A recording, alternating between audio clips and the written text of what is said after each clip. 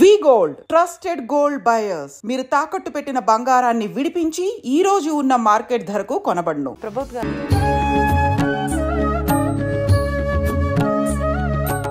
నమస్కారం. Welcome to I dream. ధర్మ మార్గం విత్ విజిత కార్యక్రమానికి స్వాగతం. అయితే ప్రస్తుతం మనతో పాటు ఉన్నారు. మామూలుగా ఆయన గురించి చెప్పాలి అనంటే ఎంత చెప్పినా సరిపోదనే చెప్పాలి. అసలు మామూలుగా ఎవరైనా ఒక వృత్తిలో ఉన్నారు అనంటే దానికి సంబంధించి వాళ్ళు దాంట్లో ఒక జ్ఞానాన్ని, ఆ పట్టుత్వాన్ని సంపాదించాలి అనంటే 10,000 గంటలు దానిపైన మనం ఒక పరిమితి అనేది పెట్టుకొని చేస్తే తప్ప దానిపైన మనకు ఒక గ్రిప్ రాదు అని చెప్తుంటారు. కానీ వారు ధ్యానంలో దాదాపు 60,000 గంటలకు పైగా ధ్యానం చేసి ఎంతో జ్ఞానాన్ని సంపాదించి ఆయన నేర్చుకున్న ఆ ధ్యానంలో ఆ మెలకువలను, ఆ శిక్షణలు అన్నింటినీ ఎంతో మందికి ఒక మాస్టర్గా ఉంటూ అందరికీ అందిస్తున్నారు. వారే గుడాకేశ గ్రాండ్ మాస్టర్ ప్రబోధ్ అచ్యుత గారు. ఇప్పుడు వారితో మాట్లాడబోయే ఇంట్రెస్టింగ్ టాపిక్ ఏంటంటే, మామూలుగా మనకు గుర్తొచ్చేది బుద్ధుడు అనగానే శాంతి, హింస ఉండకూడదు ఇలాంటి మాటలు గుర్తొస్తాయి. ఏది శాశ్వతం కాదు, కానీ ప్రతిదీ మన నెత్తిపైకి తెచ్చుకొని మనము ఒత్తిడికి గురవ్వకుండా ఉండటమే ముఖ్యం. ఇలాంటి మంచి మంచి జ్ఞానబోధనలు, బుద్ధుడు చెప్పిన విషయాలు మనందరికీ గుర్తొస్తుంటాయి. వీటన్నిటి గురించి ఇప్పుడు ప్రబోధ్ అచ్యుత గారితో మాట్లాడి తెలుసుకునే ప్రయత్నం చేద్దాం. నమస్తే అండి. నమస్తే అండి. ప్రబోధ్ గారు, రీసెంట్గానే మీరు శ్రీలంక పర్యటన చేసి వచ్చారని చెప్పి విన్నాను. దాదాపు ఒక 20 రోజుల క్రిందటే అనుకుంటా నాకు తెలిసినంత వరకు. అక్కడ ప్రత్యేకించి మనం ఎలాగో ఇప్పుడు బుద్ధుడి గురించే మాట్లాడుకోబోతున్నాం కాబట్టి అక్కడ బౌద్ధ మతం గురించి చెప్పాలి అని అంటే మీ మాటల్లో ఏం చెప్తారు? ఎస్, శ్రీలంక వాళ్ళ దగ్గరికి వెళ్ళి మాట్లాడితే వాళ్ళు ఫస్ట్ మనకు ఇండియన్స్ అనగా చక్కటి గౌరవంగా చూస్తున్నారు అనమాట, రెస్పెక్ట్ఫుల్గా. ఎక్కడైనా షాప్కి వెళ్ళినా కానీ వాళ్ళు చెప్తున్నారు, మేము ఇక్కడ ఏంటంటే ఇంటర్నేషనల్గా టూరిజం ఫేమస్ అయినా కానీ వేరే కంట్రీ వాళ్ళు వచ్చినా కానీ 10% డిస్కౌంట్ ఇస్తాము, కానీ ఇండియన్స్ అంటే 15% అయితే 20% మినిమం ఇస్తామని చెప్తున్నారు. అందుకే ఇండియన్కి ఒక రెస్పెక్ట్ ఉంది. ఏంటి అంటే దీని కొంచెం లోతుల్లోకి వెళ్తే మరి అశోక చక్రవర్తి తను బుద్ధిజంను చాలా స్ప్రెడ్ చేద్దామని చెప్పి వాళ్ళ కొడుకును, అంటే ఒక రిహంత్ మహేంద్ర అనే మరి తన కొడుకు ఎప్పుడైతే శ్రీలంకకు వెళ్ళి బుద్ధిజం అక్కడ వాళ్ళకి నేర్పించారో, అయితే వాళ్ళు బుద్ధిజం అంటే అరిహంత్ మహేంద్ర శ్రీలంకకు అడుగుపెట్టిన రోజుని ఇప్పటికీ ప్రతి సంవత్సరము హాలిడేగా పెట్టుకున్నారు అనమాట. ప్రతి జూన్లో వచ్చే పౌర్ణమిని హాలిడేగా ప్రకటించారు. ఎందుకంటే వాళ్ళకు బుద్ధిజం అంటే అంత ఇంపార్టెన్స్ అనమాట. అందులో 80% పైగా బుద్ధిజం ఉన్న మాస్టర్స్ ఉన్నారనమాట. అంటే బుద్ధిజం అనే మతాన్ని, రిలీజన్ని ఫాలో అయ్యే వాళ్ళు 80% మంది ఉన్నారన్నమాట శ్రీలంక మొత్తంలో. హిందువులు ఒక 12% ఉన్నారు, ముస్లింలు మిగతా వాళ్ళందరూ కలిసి ఒక 7%, 8% ఉన్నారన్నమాట. సో వాళ్ళకి అంత రెస్పెక్ట్ఫుల్గా ఉన్నారు. చక్కగా బుద్ధిజం అసలు మన ఇండియాలో కన్నా కూడా అక్కడ బాగా షైన్ అవుతుంది. ఎక్కడికి వెళ్ళినా కానీ హిందూ టెంపుల్స్ కొన్ని ఉంటే బుద్ధిజం రిలేటెడ్ టెంపుల్స్ కానీ స్టాచ్యూస్ కానీ, మళ్ళీ మన దగ్గర బోధి వృక్షము ఒక టైం లోపల మరి బుద్ధుడు ధ్యానం చేసిన బోధి వృక్షం అనేది చనిపోయింది అన్నమాట మన దగ్గర ఇండియాలో. బట్ ఏంటి అశోకుడు అప్పుడే ఆ బోధి వృక్షం యొక్క చిన్న కొమ్మని పంపించేసి అక్కడ ఎన్నో వృక్షాలు వచ్చాయి. మళ్ళీ ఆ వృక్షాన్ని మన ఇండియాలోకి మళ్ళీ తెప్పించుకుని దానికి సంబంధించి తెప్పించి అదే సేమ్ బోధగేయాలు అక్కడే పెట్టామన్నమాట మనం కూడా. సో అక్కడ ఆ వృక్షాలను కూడా చూసాము. ఆ వృక్షం కూడా 2,000 సంవత్సరాలు పైగా ఉన్న వృక్షాలు కూడా ఉన్నాయన్నమాట. మన ఈ బుద్ధుడు 2,500 సంవత్సరాల క్రితం ఉండేవాడు కదా. అక్కడ వాళ్ళ దగ్గరికి తీసుకెళ్లేసరికి మరి సంఘమిత్ర అంటే అశోక చక్రవర్తి కూతురు అనమాట, ఆ వృక్షాన్ని పట్టుకుని వెళ్ళింది వాళ్ళ దగ్గరికి. చిన్న వృక్షం యొక్క చిన్న సాప్లింగ్ తీసుకువెళ్ళి అక్కడ పెట్టారు. అప్పటి నుంచి ఆ 2,300 సంవత్సరాల నుంచి ఆ వృక్షం ఇప్పటికీ ఉంది. సో ఈ విధంగా ఎన్నో విషయాలు చక్కగా ఉన్నాయి. అక్కడ శ్రీలంకలో నాకు నచ్చిన విషయం ఏంటంటే చాలా చాలా వెళ్తుంటే చాలా వృక్షాలు రోడ్డు పైన కూడా ఎంతెంత పెద్ద వృక్షాలు ఉన్నాయంటే ప్రతి వృక్షాన్ని చూస్తే, పెద్ద వృక్షాన్ని చూస్తే నాకు ఒక 8వ వింత చూసినట్టే అనిపిస్తుంది. అన్నీ కూడా 100 సంవత్సరాలు పైగా వృక్షాలు చాలా ఎక్కువ ఉన్నాయి అన్నమాట. అది కూడా చాలా చక్కగా ఎంజాయ్ చేస్తాం అక్కడ. మామూలుగా దేవతా వృక్షాలు మాత్రమే ఎక్కువ సంవత్సరాల వయస్సు ఉంటుంది అని చెప్పి అంటుంటాం కదండి.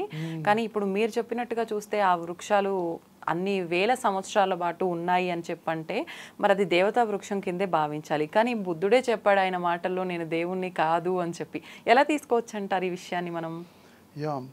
అయితే రాముడు కూడా ఎప్పుడు కూడా తన దేవుడు అని ప్రకటించుకోలేదు. అయితే బుద్ధుడు కూడా తను కూడా ఎప్పుడు నేను దేవుడిని అని ప్రకటించుకోలేదు. అయితే కాకపోతే అంటే వాల్మీకి రామాయణంలోనే దశావతారాల గురించి రాసినప్పుడు బుద్ధుడు కూడా ఒక అవతారం ఉందని క్లియర్గా రాశారన్నమాట. మరి ఆ విధంగా మన శాస్త్రాల లోపల అన్ని లోపల అంటే వేదవ్యాసుడి దగ్గర నుంచి అందరూ కూడా బుద్ధుడిని ఒక మరి చక్కటి అవతార స్వరూపంగా గుర్తించారు. అయితే బుద్ధుడు చెప్పిన విధానమే డిఫరెంట్ ఉందన్నమాట. అంటే ఆయన చెప్పింది ఏంటంటే నీవు సాధనలో వెళ్తూ ఉంటే నేను అడ్డం వస్తే నన్ను కూడా నరికేసి ముందుకు వెళ్ళిపో అని చెప్పారన్నమాట. అంటే అతను చెప్పిన మార్గం ఏంటంటే ధ్యానము నిరాకార నిర్గుణ సచ్చిదానంద పరబ్రహ్మ స్వరూపం అని మన వేదవ్యాసుడు కూడా చెప్పారు. అంటే హైయెస్ట్ ఏంటంటే సగుణోపాసన నిర్గుణోపాసన రెండు ఉన్నాయి. సగుణోపాసనలో మనము దేవతల విగ్రహాలు పెడతాము, దానికన్నా గొప్పది నిర్గుణోపాసన అని చెప్తారన్నమాట. దానికన్నా మన ముక్తినిచ్చేది మోక్షాన్ని ఇచ్చేది కూడా నిర్గుణోపాసన. కాకపోతే నిర్గుణోపాసనలో అంటే ఆలోచన లేకుండా కూర్చోవాలన్నమాట. అది కష్టం అవుతుంది అనేసి అందరికీ అది ఓన్లీ గురువు ఉన్నప్పుడే సాధ్యం అవుతుంది అన్నమాట. నిర్గుణోపాసన అని మన శాస్త్రాలు చెప్పేసి క్లియర్ గురువు ఉండాలి ఖచ్చితంగా అని చెప్పేసి. అయితే బుద్ధుడు అంటే మరి ఆయన ఉన్నప్పుడు బాగా గైడెన్స్ ఇచ్చి చాలా మంది ఎన్లైటెండ్ అయ్యారు. ముక్తి అంటే దుఃఖరాహిత్యస్తుంది, దుఃఖాల నుంచి బయటపడ్డారు చాలా మంది. అయితే మరి బుద్ధుడు చనిపోయేటప్పుడు అంటే ఇంకా అంటే ఎప్పుడు కూడా ఈ సగుణోపాసన ఎప్పుడు ఎంకరేజ్ చేయలేదు. నా విగ్రహాలు పెట్టుకుని పూజ చేయలేదు వస్తుందో చెప్పలేదు. అప్పో దీపో నువ్వు నేను ఇప్పుడు వెళ్ళిపోతున్నా మరి ఎట్లా గురువు గారు అని అడిగితే అప్పో దీపో అని చెప్పి వెళ్ళిపోయారు. చివరి సెంటెన్స్ అదనమాట. అప్పో అంటే నీ లోపల నీవే దీపాన్ని వెలిగించుకో, నీకు నీవే ఓన్గా ప్రాక్టీస్ చేసుకో అని చెప్పారనమాట. అలా చెప్పారు. అయితే ఇప్పుడు బుద్ధుడికి సంబంధించి విగ్రహము లేదు, నేను దేవుణ్ణి కాదు అని ఆయన చెప్పారు. కానీ ఇప్పుడు ఒక మతమే ఏర్పాటు చేసి బౌద్ధ మతము అని చెప్పి అందరినీ కూడా మనం చూస్తున్నాం. రోజు రోజుకి ఎక్కువైపోతున్నారు ఆ మతానికి సంబంధించిన వాళ్ళు అనేది. అయితే ఎందుకు ఇదంతా జరుగుతుందంటారు? ఆయన చెప్పిన మాటలు ఎక్కడైనా మతానికి సంబంధించిన మాటలు ఉండటము అదంతా ఏమైనా జరిగిందంటారా? ఆయన చెప్పింది ఓన్లీ ధ్యానం గురించి చెప్పానండి. అయితే శ్రీలంకలో మరి నా ఒక ఫ్రెండ్ని కలిసి అడిగితే అతను చెప్తున్నా అన్నమాట, అసలు వాళ్ళు మతంలోనే పుట్టి అదే మతంలో పుట్టి పెరుగుతున్నా కానీ వాళ్ళకి బేసిక్స్ కూడా కొన్ని బేసిక్స్ తెలియని వాళ్ళు కూడా ఉన్నారు. ఒక 25 years వచ్చిన యంగ్స్టర్స్ కూడా అదేంటి ధ్యానం మేము కూడా చేయొచ్చా, బుద్ధుడే ఏమో అతను ఒక్కడే చేస్తాడేమో మాకు కూడా మేము కూడా చేయొచ్చా, పర్మిషన్ వద్దా అలా అడుగుతున్నారు. వాళ్ళు ఆ మతంలో పుట్టి పెరుగుతున్నా కానీ ఎన్నో స్టోరీస్ విన్నారు. కానీ ఆ బుద్ధుడు అంటే మెడిటేషన్ అంటే ఓన్లీ బుద్ధుడు చేస్తాడేమో మాకు సంబంధం లేదేమో అనుకునే వాళ్ళు కూడా ఉన్నారన్నమాట. అయితే ఇక్కడ ఏంటంటే మతం అనేది ఆయన చెప్పిన టైంలో లేదు, శిల్పాలు లేవు, బుద్ధుడి విగ్రహాలు లేవు. అది కల్చర్గా ఎన్నో చక్కగా వాళ్ళు ఫెస్టివల్స్ పెట్టుకుని రకరకాలుగా ఎన్నెన్నో క్రియేట్ చేశారు దాని మధ్యలో. అయితే ఎందుకు అంటే మరి మధ్య లోపల మరి బ్రిటిషర్స్ ఆక్యుపై చేసినప్పుడు కానీ మరి మిగతా ఎన్నెన్నో సిచ్యువేషన్స్ అవుతున్నప్పుడు ఇది ప్రాక్టీస్ చేసే వాళ్ళు తక్కువైపోతున్నారు. దానికి తక్కువైపోతుంటే వీళ్ళకి ఏదో విధంగా ప్రాక్టీస్ చేయండి ధ్యానంలో కూర్చోండి అంటే వినేవాళ్ళు తక్కువ మంది ఉంటారు కదా. అయినా కానీ మరి దీని యొక్క ఇంపార్టెన్స్ తెలియాలి అనేసి మతాన్ని సృష్టించారన్నమాట వాళ్ళే. అక్కడ ముఖ్యంగా శ్రీలంకలో కానీ అందరికి ఒక మంచి ఆ జ్ఞానాన్ని ఆయన ఇచ్చిన జ్ఞానాన్ని అందివ్వాలి అని అంటే కథల రూపంలో అందివ్వాలి అని ఇంకా కల్చర్ ప్రకారం మాకంటూ ఒకటి సృష్టించుకోవాలి అనే విధానంతో వచ్చిందే ఈ మతం పెట్టారు. మన మతము దాని కల్చర్ సంస్కృతి ఎలా ఉంటుంది నిజంగా సంస్కృతి, ఆయన చెప్పిన తత్వశాస్త్రం యొక్క మాటలు అవన్నీ కూడా అదే మామూలుగా. అంటే ఆయన చెప్పింది ఏంటంటే ఎక్కువగా మీరు మెడిటేషన్ చేయండి, మీరు ఒక టెక్నిక్ చెప్పి ఆయన గొప్పతనం ఏంటంటే అసలు ఎంతో మంది ఎన్లైటన్ మాస్టర్స్ ఉన్నారు. అంటే ముక్తి పొందిన మాస్టర్స్ అంటే ఎప్పుడు సదా ఆనంద స్థితిలో ఉన్న వాళ్ళు ఎంతో మంది ఉన్నా కానీ అతనికి మిగతా అందరికి మధ్యలో డిఫరెన్స్ ఏంటంటే ఒకానొక జన్మలో చాలా అనేక కోట్ల జన్మల క్రితము అతను ఏమనుకున్నాడంటే ఒకరోజు ఒక గొప్ప ఎన్లైటన్ పర్సన్ వచ్చారన్నమాట. వాళ్ళు అంటే బుద్ధుడు అంటే అంటే 3 levels ఉన్నాయన్నమాట. అరిహంత్, బుద్ధ, సమ్మా సంబుద్ధ అని 3 levels ఉన్నాయన్నమాట. అరిహంత్ అంటే ఆయన అంటే లోపల శత్రువులను జయించారన్నమాట. అరిహంత్ జయించిన వాడు. బుద్ధుడు అంటే చెప్పేవాడు అన్నమాట, చెప్పడం స్టార్ట్ చేశారు. నాకు తెలిసింది ఇప్పుడు చెప్తున్నా అన్నమాట. తర్వాత మూడోది అంటే సమ్మా సంబుద్ధుడు అని అంటారన్నమాట. అంటే అన్నీ తెలుసుకున్నవాడు అని అర్థం అన్నమాట. అంటే వీళ్ళంటే సర్వజ్ఞత అవును. గురించి నా రీసెర్చ్ అనమాట తను. ఇదేంటంటే ఇప్పుడు మనము ఒక ఎగ్జాంపుల్ చెప్తాను. ఇప్పుడు అంటే దీని లోపల అంటే 2 రకాలుగా ఉన్నాయన్నమాట. హీనయానం, మహాయానం అని ఒక 2 తెగలుగా విడిపోయింది బుద్ధిజం. వాళ్ళ తర్వాత బుద్ధ శిష్యులందరూ కూడా 2 తెగలుగా విడిపోయారు అనమాట. ఓకే. అయితే హీనయానం ఏంటి? హీనయానంలో ఇప్పుడు హీన అంటే తక్కువగా అన్నట్టుగా ఉంది కదా, అందుకే దాని పేరు మార్చి తెరావాదం అని పెట్టారు. తెరావాద అని పెట్టారు అన్నమాట. ఈ మహాయానము తెరావాదం అని 2 ఉన్నాయి. అయితే ఈ మహాయానము అంటే ఏంటంటే ఇప్పుడు మనము వెంటనే మనం చక్కగా ధ్యానం సాధన చేస్తున్న దుఃఖాలన్నీ బయటికి వెళ్ళిపోయి మనం చక్కగా ఎన్లైటెండ్ అయిపోవడం అనేది, అది ఫాస్ట్గా ఎన్లైటెండ్ అయిపోవాలి ఎవరికి వాళ్ళు అని చూసుకునేది, తమకు తాము చూసుకునేది, అది తెరావాదం అన్నమాట.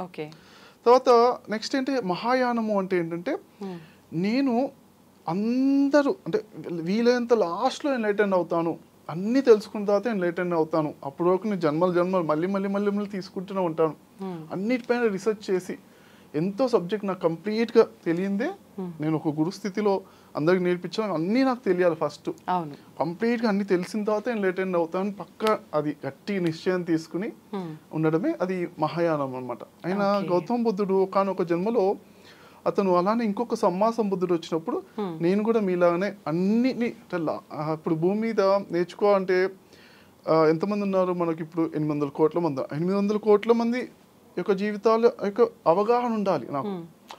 అన్ని రకాలుగా జన్మలెత్తి మళ్ళీ ఒక భూలోకమే కాదు ఎన్నో లోకాల్లో మళ్ళీ ఎన్నో కోట్లాది రకాలుగా జన్మలెత్తి ఆ ప్రతి సబ్జెక్ట్ అంతటిని నేర్చుకున్న తర్వాతే నేను ఎన్లైటెండ్ అయ్యి అప్పుడే నేర్పిస్తాను అనేది ఆ క్లారిటీతో నిర్ణయం తీసుకోవడమే ఆ సమ్మా సంబుద్ధుడు అనే ఒక టెక్నాలజీ అనమాట. అది గొప్ప, అందుకే ఆయన్ని చాలా గొప్ప రెస్పెక్ట్ఫుల్గా చూస్తాం అన్నమాట. ఎందుకంటే అవతార పురుషుగా చూస్తున్న కారణం మెయిన్గా ఇదనమాట.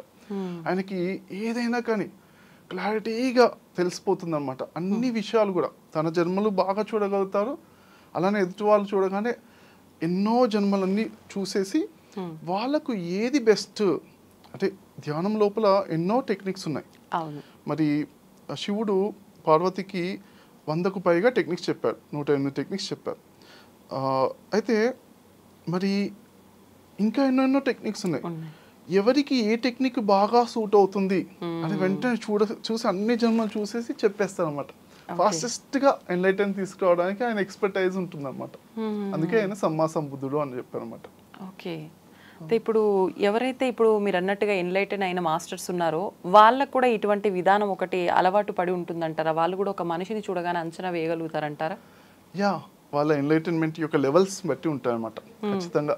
వాళ్ళ ఇప్పుడు ఏంటంటే మనకు అంటే జనరల్గా బేసిక్గా చూసుకుంటే తమో గుణము, రజో గుణము, సాత్విక గుణము అని 3 గుణాలు ఉన్నాయి. తమో గుణము గురించి అంటే వాళ్ళకి బాడీ రిలేటెడే ఎక్కువగా ఇంట్రెస్ట్ ఉంటుంది అన్నమాట. వాళ్ళకి తిండి, నిద్ర, లేకపోతే భౌతిక సుఖాలు శరీరం రిలేటెడే ఉంటాయి. అందుకే మనము వీళ్ళకి నేర్పించాలంటే దానికి తగ్గట్టుగానే నేర్పించాలి. ఇప్పుడు మనం కుంగ్ఫూ పాండా మూవీ చూసినప్పుడు అందులోపల అంటే ఆ పాండాకి తిండి పిచ్చి బాగా ఇంట్రెస్ట్ అనమాట. అందుకే వాడికి కుంగ్ఫూ నేర్పించాలంటే వాడికి బద్ధకం మామూలుగా. అందుకే వాళ్ళ మాస్టర్ ఏం చేస్తాను, చక్కగా ఫుడ్ పట్టుకుని నువ్వు నాకు టచ్ చేస్తే నా చేతిలో తీసుకుని తింటావు అని చెప్తాడు. అని చెప్పగానే ఆ కుంగ్ఫూ పాండాకు బాగా ఇంట్రెస్ట్ వచ్చేసి అప్పుడు కుంగ్ఫూ నేర్చుకుంటారు. అలా అనమాట. అంటే వీళ్ళకి తగ్గట్టుగా ఆ టెక్నిక్స్ నేర్పించాలి. రజోగుణం ఉన్నవాడికి అంటే వాడికి మైండ్ ఫాస్ట్గా తిరుగుతూ ఉంటుంది అనమాట. కూర్చుని ధ్యానం చేయంటే వాళ్ళకు అబ్బా బాబాయ్ నేను ఎట్లా కూర్చుంటా అంటారు అనమాట వెంటనే. అందుకే వాళ్ళకి ఏంటంటే ఇప్పుడు for example drunk and kung fu అనే ఒక మూవీస్ ఉన్నాయి, జాకీ చాన్వి ఎన్నెన్నో మూవీస్ ఉన్నాయి డ్రంక్ అండ్ కుంగ్ఫూ. అందులో ఏంటంటే వాళ్ళకి బాగా తాగిపిచ్చేసి ఒక ఎంతవరకు తాగుతా అంటే ఇంకొంచెం ఒక డ్రాప్ తాగితే కింద పడిపోయి నిద్రపోతారా అని అంత తాగించేసి ఇంకా అన్ని రకరకాల ఫుల్ కుంగ్ఫూ ఎక్సర్సైజెస్ చాలా అంటే బాడీ ఏంటంటే పెయిన్ టాలరేషన్ అన్ని కూడా పెరిగిపోతాయి అన్నమాట ఒక టైంలో. దాన్ని ఆ ఎడ్జ్లోకి తీసుకెళ్ళి అక్కడ ఫుల్గా ఎక్సర్సైజ్ చేపిస్తారు అన్నమాట.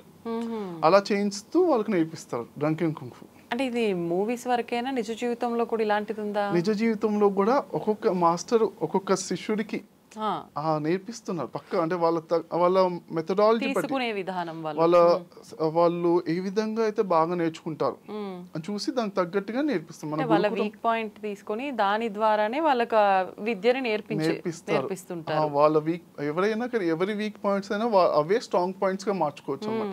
ఆ గురువులు నేర్పిస్తారు.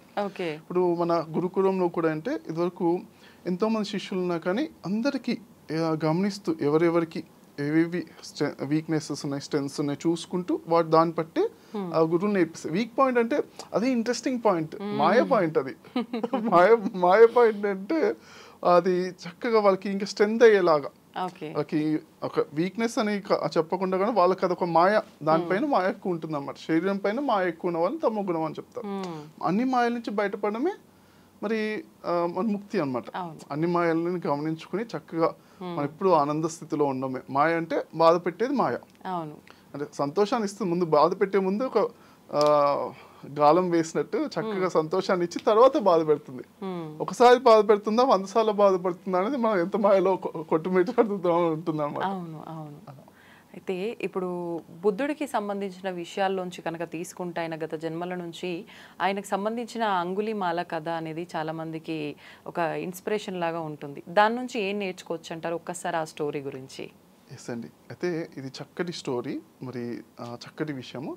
మనము ఇందులోపల మనం అప్పుడప్పుడు మధ్యలో బుద్ధుడు చెప్పింది అంటే మెడిటేషన్ రిలేటెడ్ కాబట్టి ఒక మధ్యలో ఒక 10 to 30 seconds మెడిటేషన్ చేస్తూ మధ్యలో మనం తీసుకుందాం. ఒక 20 seconds మెడిటేషన్ చేశాక దానివల్ల మనకు ఇంకా పీస్ ఆఫ్ మైండ్ కానీ అదే రియల్గా బుద్ధుడి తత్వం మనం కాన్సెప్చువల్గా కాకుండా మనం ప్రాక్టికల్గా కనెక్ట్ అవుతూ మనం ఒక 20 seconds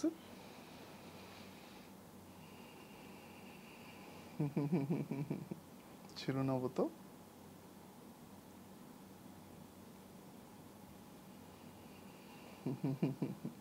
ఆనందంగా 3, 2,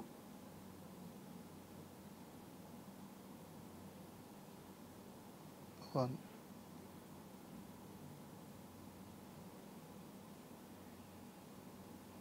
Zero. Thank you. సో మరి ఆ రాజ్యంలో ఒక చక్కటి ఇంటెలిజెంట్ పర్సన్ అన్నమాట. అతను ఒక మరి నలంద, తక్షశిల అనే మంచి కాలేజెస్ ఉన్నాయి అప్పుడు బుద్ధుడు ఉన్న టైంలో. అక్కడ కాలేజెస్కి వెళ్ళి నేర్చుకునేవాడు. నేర్చుకునే టైంలో ఏంటంటే తను చాలా ఇంటెలిజెంట్ కదా. ఒక గురువు గారికి ఈయన ప్రియ శిష్యుడిగా ఉన్నాడు. ప్రియ శిష్యుడిగా ఉన్నప్పుడు మిగతా శిష్యులు కొంచెం కోపం ఉంటాయి కదా, జలసీలు అలాంటివి ఉంటాయి కదా. దానివల్ల ఏంటంటే మిగతా శిష్యులు అంటే కొంచెం అబ్జర్వ్ చేసి తర్వాత ఒక గురువు గారికి అనుమానం తెప్పించేలాగా గురువు గారు మీ ఆవిడ తోటి ఈయనకి ఒక అక్రమ సంబంధం ఉందన్నట్టుగా అలా సిచ్యువేషన్ క్రియేట్ చేస్తారు అన్నమాట. క్రియేట్ చేసేసరికి ఆయన కూడా చాలా అంటే అతను గురుస్థితిలో ఉన్నా కానీ కొంచెం అతను విచక్షణ కోల్పోయి తను తినకి ఎలాగైనా అపకారం తలపెట్టాలని చెప్పేసి తను ఒక చూసేసి ఒక నెగిటివ్ సైడ్ లోపల వెళ్తూ ఒక చెప్తానమాట. ఏంటంటే ఒక 1000 మందిని చంపి చంపి నా దగ్గరికి రా, అప్పుడు నేను ఒక విద్య నేర్పిస్తే ఏదో చెప్తాను అనమాట. చెప్తే అతను సరే గురుగారు, మరి అంటే గురువుగారు ఏంటంటే మరి ఏమడుగుతారంటే గురువుగా నాకు నేను ఇంత రోజులు చెప్పాను కదా, నాకు ఏదన్నా ఒకటి ఇవ్వాలి కదా, నువ్వు కూడా ఇవ్వాలి కదా అని చెప్పి ఈ 1000 మంది గురుదక్షిణ లాగా 1000 మందిని చంపి వాళ్ళందరూ బొట్టం వేలు తీసుకురా అని చెప్తాను అన్నమాట. చెప్పేసరికి సరే అని తను మరి గురువు పట్ల భక్తి ఉన్న వ్యక్తిగా అతను వచ్చేసి ఒక అడవి లోపల ఉంటూ ఆ రాజ్యం లోపల అడవి లోపల ఒక గజ దొంగగా ఉంటూ వచ్చిన వాళ్ళందరినీ చంపేస్తూ ఉంటాడు. చంపేస్తూ చంపేసి మరి కౌంట్ కావాలి కదా, అందుకంటే ఈ బొట్టం వేలు కట్ చేసేసి ఒక మాలగా పెట్టుకుంటాం అన్నమాట. అప్పటికి 999 బొట్టం వేలు సరిపోయాయి. అప్పటికి ఇదంతా మరి జరుగుతున్న సమయం లోపల రాజ్యం లోపల రాజు కూడా తను ఎట్లయినా మరి రాజు కూడా చాలా కంప్లైంట్స్ వస్తున్నాయి, వెల్పులతో చనిపోతున్నా అనేసి రాజు కూడా తను ఇక ఇవాళ నేను వెళ్ళి వాళ్ళని అందరినీ కూడా నేను ఆ అబ్బాయిని అంగుళీ మాలికుడు అనే అతను చంపేస్తాను అనేసి ఆ రాజు కూడా అనేసి ఇవాళ ప్లాన్ చేద్దాం అనుకుంటాము. అంటే అంగుళీ మాలికుడు మరి వాళ్ళ అమ్మకు తెలుస్తుంది అనమాట. తెలిసి అరే ఆ, మరి రాజు వస్తాడు కదా, రాజు ఒక 2 రోజులు వస్తాక నేను ఇవాళ వెళ్ళి అతని దగ్గరికి వెళ్తాను, వెళ్ళి నచ్చ చెప్పడానికి ట్రై చేస్తాను అనుకుంటున్నాము. అనుకున్నప్పుడు బుద్ధుడు ఏంటంటే, గౌతమ బుద్ధుడు రోజు పొద్దున లేవగానే తను కొంచెంసేపు మెడిటేషన్ చేస్తున్న క్షణంలో తనకి ఈ రోజు మనకి ఏది చేయాలి అనేది ఒక థాట్ వస్తుంది, ఒక ఐడియా వస్తుంది. అప్రాక్సిమేట్గా మనం కూడా పొద్దున్నే కూర్చోగానే మనకి ఇవాళ ఏ చేస్తే బాగుంటుంది అని ఒక 5 నిమిషాలు మనం కాంటెంప్లేట్ చేస్తే ఆ క్లారిటీ వచ్చేస్తుంది మనకి ఏ పనులు చేస్తే బెస్ట్ అని. అలానే బుద్ధుడు పొద్దున మరి ధ్యానం చేస్తున్న సమయంలో తనకి వెంటనే ఇవన్నీ కనిపించేస్తాయి అనమాట. తనకి మరి దివ్య చక్షు అంటే చక్కగా అన్ని క్లారిటీగా కనిపిస్తుంటాయి. తనకు బుద్ధుడి యొక్క గొప్పతనమే అదనమాట. అంటే జ్ఞాన నేత్రం అనుకోవచ్చా? అవునండి, దివ్య నేత్రము, జ్ఞాన నేత్రము. ఓకే, దివ్య నేత్రం కానీ ఇంకొంచెం పవర్ఫుల్ జ్ఞాన నేత్రం అనమాట. దివ్య నేత్రం ఒకటే సైడ్ చూస్తుంది, జ్ఞాన నేత్రం ఎన్నో వైపుల నుంచి ఆయన చూడగలుగుతారు అనమాట. ఆయన పర్ఫెక్ట్గా అంటే కరెక్ట్గా అక్యురసీగా చూడగలుగుతారు, కరెక్ట్ ఉన్నది ఉన్నట్టుగా చూడగలుగుతారు అనమాట. ఆయన అంటే ఆ జన్మ లోపల బుద్ధుడు మరి ఎటువంటి మిరాకిల్స్ చేయలేదు అని మనం విన్నాం. ఇప్పుడు ఈ మధ్యలో బుద్ధ సృష్టించడము ఎన్నెన్నో చేస్తున్నారు, మ్యాజిక్స్ ఎన్నో ఉన్నాయి. ఓకే, ఒక గురువు గారేమో ఒక రింగ్ సృష్టించి ఇచ్చేవాళ్ళు అనమాట. అలా ఎన్నో 1-2 కాదు, ఎంతో సృష్టిస్తారు. కానీ మరి బుద్ధుడు మాత్రం ఎటువంటి మ్యాజిక్స్ నేను ఆ జన్మలో నేను సృష్టించను, చూపించను. అవన్నీ చిన్న విషయాలే. ఓకే, కానీ గొప్ప మ్యాజిక్ కన్నా గొప్పది ఏంటి? జ్ఞానము నేను చెప్తాను అని చెప్పేవాడు అనమాట. ఇప్పుడు కూడా ఆ థర్డ్తో భలే చూసి కరెక్ట్గా చెప్పేవాడు. నేను చెప్పేవాడిని 100% ట్రూత్ అని ఆయన అంటే పక్కాగా ఎన్నో ప్రూఫ్స్తో చెప్పేవాడు అనమాట. అదే ఆయన దగ్గర ఉన్న గొప్పతనం. అయితే మరి అప్పుడు చూసినప్పుడు తనకంటే ఈ రోజు ఆమె వెళ్ళినప్పుడు, అమ్మ వెళ్తే ఆ కొడుకు చూసి మరి గురువుగారి నేను గురుదక్షిణ ఇవ్వాలన్నట్టుగా అమ్మను కూడా చంపేస్తాడు తను. అంతటి స్థితికి వెళ్ళిపోయాడు తను. అమ్మను చంపేస్తే తను యాక్చువల్గా కొంచెం మంచివాడే అంటే మామూలుగా తను. కాకపోతే అమ్మను చంపితే అంటే అవీచి నరకం ఉంటుంది అన్నమాట. కొన్ని అస్సలు చేయని పనుల లోపల అమ్మను, నాన్నను, గురువులను ఏమన్నా తిట్టినా అనవసరమైన మనం కమెంట్స్ చేస్తుంటాం. మన శాస్త్రాల లోపల క్లియర్గా చెప్పారన్నమాట. అసలు ఆధ్యాత్మికత, హిందూయిజం అసలు మన లోపల మనం ఒకటి అసలు మాత్రం చేయకూడదు. అంటే ఏ పుట్టలో ఏ పాము ఉందో అన్నట్టుగా ఎవరిని కూడా స్పిరిచువాలిటీ ఉన్న వాడిని ఎవరిని కూడా మనం మాట్లాడొద్దు, అంటే నెగిటివ్ కమెంట్స్ చేయకూడదు అన్నమాట. ఎందుకంటే అది కూడా పెద్ద ద్రోహంగా ఉంటుంది అన్నమాట. అవి ఇచ్చిన నరకం అంటే ఎన్నో లక్షల సంవత్సరాలు ఆ నరకంలో ఉండాల్సి వస్తుంది అన్నమాట. అయితే అలాంటి గొప్ప నరకానికి వెళ్ళిపోయే అవకాశం ఉంది. అతన్ని కాపాడాలి అని బుద్ధుడికి అనిపిస్తుంది అన్నమాట. ఆ రోజు పొద్దున్న అనిపించగానే బుద్ధుడు వెళ్తాడు. ఇంకా వెళ్ళి అతను కనిపిస్తాడు అన్నమాట. కనిపించగానే అతను ఫస్ట్ ఇక కనిపిస్తే అంటే ఇక 999 అయిపోయాయి కదా, ఇంకొకటి కంప్లీట్ చేసుకునేవాలి అని తనకు చాలా ఆరాటం ఉంటుంది అనమాట. ఇంకా కనిపించగానే బుద్ధుడు వెనకాల పరిగెత్తుకుంటూ వస్తాడు అనమాట. పరిగెత్తుకుంటూ వస్తే బుద్ధుడు ఒక రాజకుమారుడు, చాలా స్ట్రాంగ్ బాడీ కదా, ఇంకా చాలా టాలెంటెడ్ పర్సన్. బుద్ధుడు వెంటనే బాగా పరిగెడతాడు అనమాట. ఇంకా పరిగెడితే ఇతను అదేంటబ్బా నేను అసలు యూత్ఫుల్గా ఉన్నాను అయినా కానీ అసలు నాకన్నా బాగా పరిగెడుతున్నాను అనుకుని మళ్ళీ పరిగెడుతుంటావు. అదే బుద్ధుడు అంటే కొంచెం దూరం పరిగెత్తి మళ్ళీ ఆయాసం వస్తున్నట్టు కొంచెం నా చేతిలో లేదు ఇతను వెళ్ళిపోయాడు అనుకునే టైంలో ఆగిపోయాడు అనమాట. ఆగిపోతే అరే ఇదేంటి మళ్ళీ దొరికేట్టున్నాడుగా మళ్ళీ పరిగెడుతుంటాడు. అలా ఒక 10-15 సార్లు రౌండ్స్ అయిపోయిన తర్వాత ఇక తనకి చాలా ఆయాసం వచ్చేస్తుంటే ఇంకా ఆ టైం లోపల ఇంకా బుద్ధుడు అక్కడే నుంచుంటాడు. ఇక నుంచున్న తర్వాత ఇతను నడుచుకుంటూ ఇంకా 10 ఫీట్ల దూరంలో ఉన్నాడు ఇతను. ఇతను వచ్చేస్తుంటాడు. బుద్ధుడు చాలా కామ్గా చూస్తూ చాలా కరుణతో చూస్తుంటాడు అనమాట. చూస్తుంటే ఇతను దగ్గరకు వస్తూ కూడా అంటే ఫస్ట్ ముందే చాలా హ్యాపీనెస్ కూడా ఉంటుంది. బట్ నాకన్నా గొప్పగా పరిగెడుతున్నాడు ఇతను, చాలా గొప్పవాడు అయి ఉంటాడు అని చాలా లోపల మంచి భావం ఉన్నా కానీ తను వెయ్యో అని చంపేయాలి కదా అనేసి ఉంది కదా అనేసి ఇంకా ఎప్పుడైతే 10 ఫీట్ల దగ్గరికి వస్తాడో అతనే అంటాడనమాట, నువ్వు పారిపో అంటే పారిపో ఇమీడియట్గా పారిపో, లేకపోతే వచ్చి నేను చంపేస్తాను. ఎందుకంటే నాకు ఖచ్చితంగా వెయ్యో కావాలి, 1000 బొట్టం వేలు కావాలి, నేను చంపకుండా వదలను, పారిపో అంటే ఇప్పుడే పారిపో అని కూడా అంటాడనమాట. కూడా ఇస్తాడు. కూడా ఇచ్చా కానీ బుద్ధుడు కామ్గా అప్పుడు బుద్ధుడికి అర్థమైపోతాడు ఇతను నాకే క్లూ ఇస్తున్నాడు అంటే ఇతను నాకు చంపడు అని క్లియర్గా అర్థమైపోయి అప్పుడు అలానే ఉండిపోతాడు అనమాట. చాలా ప్రశాంతంగా అలానే ఉండిపోతాడు. ఆ ప్రశాంతత యొక్క వైబ్రేషన్స్ ఎలా అయితే ఉన్నాయో తన దగ్గరికి వస్తూ వెంటనే ఇంకా నేను ఇంక మిమ్మల్ని చంపలేనండి అని ఇక అర్థమైపోద్ది అనమాట.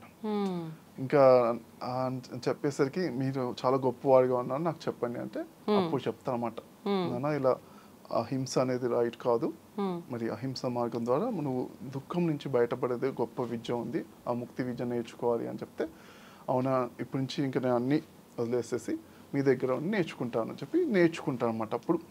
అప్పుడు ధ్యాన సాధన నేర్చుకుంటాడు. ప్రాక్టీస్ చేసినప్పుడు అంటే ఈ చాతుర్మాస దీక్ష అన్నట్టుగా మనకేంటి ఈ 4 నెలలు ముఖ్యంగా ఎప్పుడైతే దసరా నవరాత్రి నుంచి శివరాత్రి వరకు ఓకే ఈ 4 నెలలు అంటే చక్కటి సాధనకి మంచి ఉపయోగకరమైన రోజులు అని చెప్పేసి ఆ 4 నెలలు కూర్చోపెట్టేసి తను సాధన ఒక రూమ్ లోపల అలా కూర్చొని ధ్యానం చేస్తుంటాడు. చాలా ఇబ్బందిగా కూడా అనిపిస్తుంది అన్నమాట, ఎందుకంటే ఇన్ని బ్యాడ్ కర్మస్ ఉన్నాయి కదా, ఇంకా అసలు ధ్యానం అసలు కుదరకుండా కానీ చాలా పట్టుదలగా బాగా చేస్తాము. చేసిన తర్వాత ఏంటంటే ఇంకా ఎంత పట్టుదల చేసి ఇంకా ముక్తి సాధించడానికి కొంచెం ఎండ్లో ఉంటాడు ఆల్మోస్ట్. ఓకే ఇంకా తర్వాత అంటే దుఃఖం అంతా నుంచి బయటపడతాడు అన్నమాట, లోపల అంటే మనసు యొక్క దుఃఖం నుంచి బయటపడతాడు. కానీ అయినా కానీ ఇంకా కర్మలు ఉన్నాయి కాబట్టి తను ఇంకా ఒకసారి భిక్షం అడగడానికి వెళ్తూ ఉంటాడు అనమాట.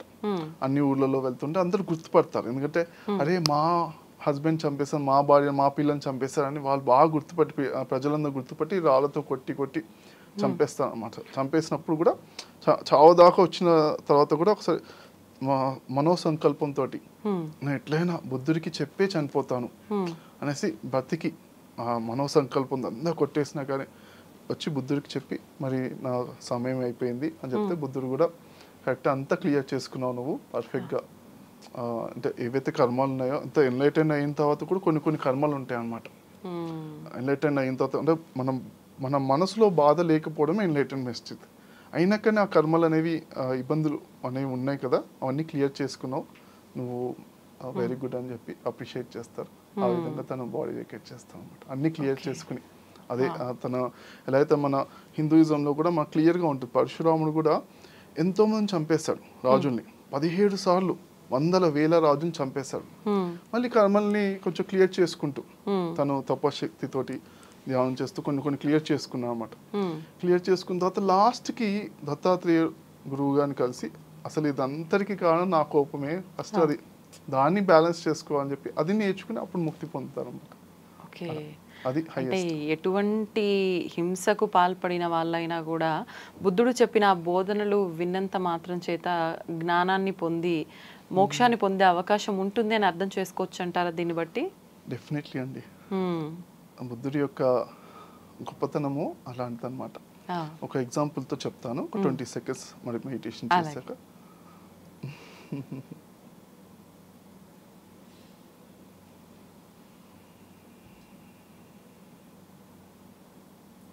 Three, 10 seconds.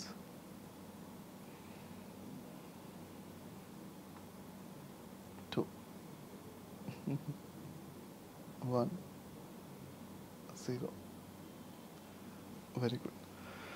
అయితే మరి దీనికి ధ్యాన సాధన కావాలి. అది ఒక చక్కటి గురువుల దగ్గర మనము ఆలోచన లేకుండా కూర్చునే ధ్యాన సాధన కావాలన్నమాట. మనం ఆలోచన అనేది వస్తుంది అంటే మనం మళ్ళీ నెక్స్ట్ జన్మలు ఉన్నాయని అర్థం అన్నమాట. ఓకేనా? ఫస్ట్ ఆలోచన రహిత స్థితిలో ఆ ధ్యాన సాధన వచ్చినప్పుడు అంటే మనకు ఫస్ట్ పాజిటివ్గా మాట్లాడడం నేర్చుకుంటాం, మాటలనే ఈజీగా ఉంటాయి. తర్వాత ఆలోచనల పైన పట్టు సాధించాం, తర్వాత ఎమోషన్స్ పైన పట్టు వస్తుంది అన్నమాట. మనము దుఃఖం అనేది రాకుండా ఎప్పుడు హ్యాపీగా ఉండి మనల్ని మనం ఉంచుకునే ఆ విద్య వచ్చేస్తుంది అన్నమాట.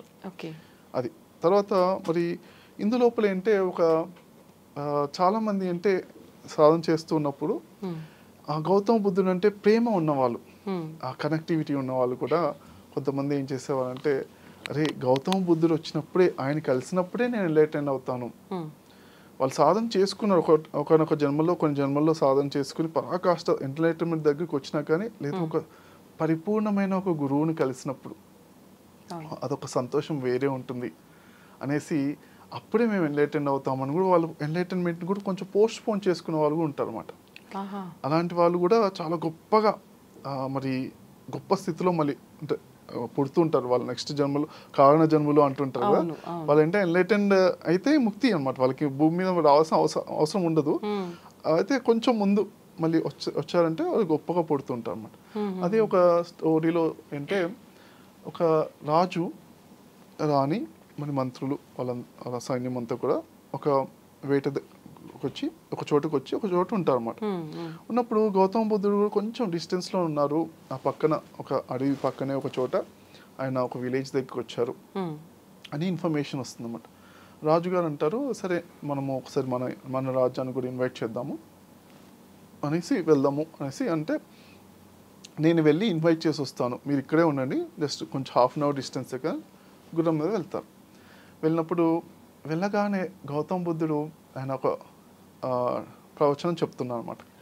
ఆయన చెప్పే టైం లోపల రాజుగారు ఇలా చూసి ఒక 2 minutesలో అంత ఎన్లైటెన్ అయిపోతాను అనమాట. అంటే ఎన్లైటన్మెంట్ అంటే జ్ఞానోదయం అని చెప్తాం కదా, అంటే ఇదేంటే మరి దివ్య జ్ఞాన ప్రకాశం అని, మరి ఆత్మ జ్ఞానం అని ఇవన్నీ రకరకాల పేర్లు ఉన్నాయి అన్నమాట. అంటే ఆ క్షణం నుంచి చాలా ఆనందంగా ఫీల్ అవ్వడం. ఆత్మ జ్ఞానం అంటే ఆత్మ అంటే మన లోపల ఆనందం ఎప్పుడు ఉంది, ఆనందం ఫీల్ అవ్వడం ఎప్పుడు, అది ఎన్లైటన్మెంట్ అని జ్ఞానోదయం అని ఒక స్థితి అని ఒక రోజుని ఎందుకు ఫిక్స్ చేస్తాం, మనం కూడా అప్పుడప్పుడు ఆనందంగా ఫీల్ అవుతాం. కానీ ఆనందంగా ఫీల్ అయినప్పటి నుంచి తర్వాత నుంచి ఏ బాధ కూడా టచ్ కావట్లేదు అంటే అదే ఎన్లైటన్మెంట్ అని మనం చెప్పుకోవచ్చు అనమాట. ఎన్లైటన్మెంట్ మనం ఆనందంగా ఫీల్ అయ్యాం, ఇక ఇప్పటి నుంచి ఏ బాధ వచ్చినా అది బాధగా కుమిలిపోయే తక్కువ డిప్రెషన్గా అనిపించదు అనమాట. ఉగాది పచ్చడిలో అన్ని షడ్రుచులు ఎలా అయితే ఎంజాయ్ చేస్తామో అలా ఉంటుంది అనమాట. అంటే ఎగ్జాంపుల్ అంటే ఇప్పుడు నేను ఒకళ్ళ ఇంటికి వెళ్ళాను, నేను ఎప్పుడూ ఉగాది పచ్చడి అంటే ఒక స్పూన్తో తాగితేనే చాలా, పచ్చడి ఆ రోజు తాగాలి కదా, ఇంత కష్టంగా తాగేమన్నమాట. ఒక స్పూన్తో చేతిలో ఇచ్చేవాళ్ళు వేసుకుని ఓకేలే పండగ కానిచ్చేస్తాం అనిపించింది. ఒకళ్ళ ఇంటికి వెళ్తే ఒక గ్లాస్ ఇచ్చారన్నమాట. ఇదేంటండి ఇంత గ్లాస్ ఇచ్చారని మనం ఒక స్పూన్తో ఇలా చేతితో నాలుక రాసుకుంటాం కదా అంటే లేదని ఒక హాఫ్ గ్లాస్ ఇచ్చారు. సరే హాఫ్ గ్లాస్ ఉగాది పచ్చడి తాగాను, తర్వాత చాలా బాగా అనిపించింది, చాలా బాగా అన్నీ ఉన్నాయి ప్లస్ టేస్టీగా అనిపించింది, ఇంకో హాఫ్ గ్లాస్ ఇవ్వండి తీసుకోవాల్సి వచ్చింది. అంటే అదనమాట ఎన్లైటన్మెంట్ అంటే అన్నిటినీ ఎంజాయ్ చేయడం పరిపూర్ణంగా. దుఃఖం ఉండదని కాదు, ఉన్నా కానీ ఒక తీపి బాధ, అంటే అన్నీ కూడా చక్కగా అనిపిస్తాయి. మనిషిగా ఉన్నందుకు ఇవన్నీ నాకు ఎంజాయ్ చేస్తున్నా అన్న ఫీలింగ్ ఉండమే ఎన్లైటన్మెంట్. ఈ కష్టం ఎందుకు వచ్చింది, నాకే ఇవన్నీ ఎందుకు వచ్చిన డిప్రెషన్ ఫీల్ అవుతూ కుమిలిపోతూ తక్కువైపోతున్నాం అనేది నార్మల్ హ్యూమన్స్. ఎన్లైటన్మెంట్ అయిన తర్వాత కూడా హ్యూమానిటీ ఉంటుంది, ఇంకా ఎక్కువ బాధ ఉంటుంది, ఎందుకంటే సెన్సిటివిటీ కూడా ఎక్కువ ఉంటుంది. కానీ కష్టాలు ఉంటాయి, దుఃఖాలు ఉంటాయి, ఏదైతే ఇప్పుడు మనం లైఫ్లో అన్నీ ఉంటాయి, కానీ ఏది కూడా మనని ఇబ్బంది పెట్టదు ఆ స్థితిలో ఉన్నప్పుడు. అదేంటే అంటే తెలుసుకుంటాం, నా శరీరానికి కష్టం నొప్పి ఉంది, మనసుకు బాధ ఉంది, కానీ నేను ఆత్మస్వరూపంలో ఆనందంగా ఉన్నాను. అది మూడో తత్వాన్ని తెలుసుకుంటారు. మనం శరీరం మనసు ఉంది, మనసుకు చాలా బాధ, మూడో తత్వం లోపల ఉన్న అసలు తత్వాన్నితో కూడా ఉండగలను నేర్చుకుంటాం. నేను ఎప్పుడు ఆనంద స్వరూపుణ్ణి, నా మనసుకి ఈ బాధ ఉంది, అది కొంత సమయంలో వెళ్ళిపోతుంది, నిత్యమైనది కాదు, అనిత్యమైనది కొంతసేపే ఉంటుంది అని ఆ క్లారిటీతో ఉంటారు అనమాట.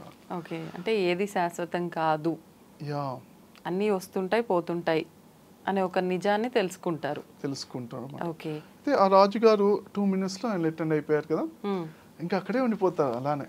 సో కొంతసేపు చూస్తారు, బట్టలు చూసి కొంచెం ఇన్ఫర్మేషన్ పాస్ చేస్తారు.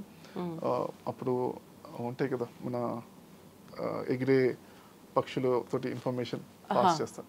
పాస్ చేస్తే సరే ఆయన రాజుగారు అక్కడే ఉండిపోయారు అని చెప్పేసరికి కొంతసేపు అయిన తర్వాత రాణిగారు అంటారు, నేను వెళ్ళి కన్విన్స్ చేసి నేను చెప్తాను, బుద్ధుని ఇన్వైట్ చేసుకొస్తాను అని రాణిగారు బయలుదేరుతారు. బయలుదేరిన తర్వాత ఆవిడ కూడా వచ్చి అలా బుద్ధుడి వైపు చూస్తూ ప్రవచనం వింటూ 20 minutesలో తను కూడా ఎన్లైటెండ్ అయిపోతాను అనమాట. అంటే చాలా ఆనందంగా అలా ఫీల్ అవుతూ చక్కటి లోపల నుంచి ఆనంద తరంగాలు, శాంతి తరంగాలతో ఫీల్ అయిపోతూ ఎన్లైటెండ్ అయిపోతాను అనమాట. ఎన్లైటెండ్ అయిపోతే ఇంకా తర్వాత మంత్రులు కూడా కొంతసేపు చూస్తారు, చూసి అరే 4 మంత్రులు అనమాట, సరే వాళ్ళు కూడా వస్తారు. వాళ్ళు కూడా వచ్చిన తర్వాత వాళ్ళు కూడా ఒక 1-2 hours వాళ్ళు కూడా ఎన్లైటెండ్ అయిపోతారు, 4 అలా అనమాట. అయితే వీళ్ళందరూ అంటే ఎందుకు వీళ్ళు ఫాస్ట్గా ఎన్లైటెండ్ అయ్యారు, మరి కొంతమంది ఎన్లైటెండ్ అవ్వట్లేదు. బుద్ధుడిని ఒకరోజు ఒకతన్ని అడుగుతాను అనమాట, కానీ మీరు మా ఊరికి వచ్చారంటే మీరు ఎంత గొప్ప వాళ్ళు కదా, మీరు రావడం వల్ల మా ఊళ్ళో వాళ్ళందరూ ఎన్లైటెన్ కావాలి కదా, ఎందుకు మరి మా ఊళ్ళో వాళ్ళందరూ ఎన్లైటెన్ అవ్వట్లేదు, మా బాధలు అనేది ఎందుకు పోవట్లేదు అని అడుగుతాను అనమాట. బుద్ధుడు అంటే సరే అయితే మరి ఒక క్వశ్చన్ అడుగుతాను, మీ ఊళ్ళో వాళ్ళ మరి మొదటి 5 కోరికలు ఏంటో నాకు లిస్ట్లో రాసుకున్నా అని చెప్తాను అన్నమాట. టాప్ 5 కోరికలు. అంటే అతను వెళ్ళి ఊళ్ళో వాళ్ళు ఒక 500 మంది ఉంటే, ఒక 100 ఇల్లు ఉంటే చిన్న ఊరు, 500 మంది దాదాపు అందరి కోరికలు టాప్ 5 కోరికలు రాసుకుని వస్తాం. ఇందులో ఎవరికి ఎన్లైటన్మెంట్ కావాలి అని టాప్ 5లో కోరికల్లో ఉన్నాయి అని అడుగుతావట. చాలా తక్కువ మంది ఉంటారు. అంటే ఫస్ట్ నీకు కావాలి అనుకునే నువ్వు ఒక క్లారిటీతో ఇది కావాలి అని క్లారిటీతో ఉంటే కదా ఇప్పుడు మనం చెప్పేది ఏమన్నా తీసుకుని ఆచరణ పెట్టి వాళ్ళు లాభం పొందుతారు. వాళ్ళకి ఆ క్లారిటీనే లేకపోతే ఎలా అని దట్స్ అ క్వశ్చన్ అనమాట. అయితే ఇక్కడ ఇలా ఫాస్ట్గా ఎన్లైటైన్ అయిన వాళ్ళు ఉంటారు కదా, వాళ్ళు ఎన్నో జన్మల్లో సాధన చేసుకుంటూ వచ్చారనమాట. ఆ ఒక్కసారి ఇలా ఆ యొక్క కరుణా తరంగాలు అలా వెళ్ళడం వల్ల ఎన్లైటెన్ అయిపోతారు. అలా నేను కూడా మెడిటేషన్ మరి చెప్తుంటే కొంతమంది నేను చూస్తుంటాను, వాళ్ళు ఆ క్లాస్ లోపల కానీ వర్క్షాప్లో కానీ అలా వాళ్ళు ఇంకా ఆనంద స్థితిలో అలా వెళ్ళిపోతారు అన్నమాట. చక్కగా బ్రహ్మానంద స్థితి కనెక్ట్ అయిపోతారు.